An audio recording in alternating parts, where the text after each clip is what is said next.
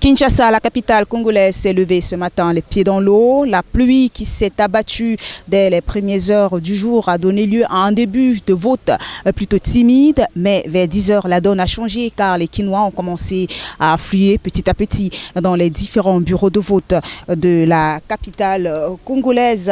L'ambiance dans certains centres de vote, à l'exemple de celui-ci, situé à l'Institut de Gombe, est plutôt calme et les votants semblent sereins et surtout déterminés à faire ce que la loi fondamentale du pays leur demande, à savoir faire leur choix à travers un vote souverain. Les élections qui hier paraissaient comme une rêve est devenue aujourd'hui une réalité. Pendant 2 ans, qui pouvait s'imaginer que les élections se tiendraient aujourd'hui 30 décembre 2018?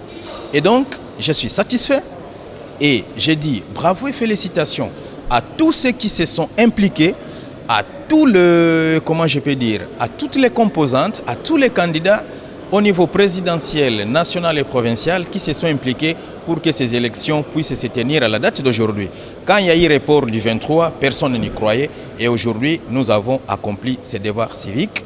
C'est une satisfaction et je loue ici la volonté du peuple congolais. Vous avez vu malgré la pluie qui a commencé à 4 h du matin, mais les Congolais ont bravé la pluie, sont venus accomplir leurs devoirs civiques. Bravo à mes compatriotes. Il nous reste quoi? Il nous reste d'attendre les résultats pendant 7 jours. Qui va publier ces résultats? Provisoirement, c'est la CENI et définitivement, c'est la Cour constitutionnelle.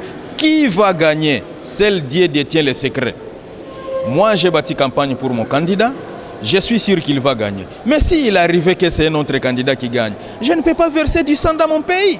Je dois accepter parce qu'il sera le président de tous les Congolais. Ce que nous demandons, c'est quoi?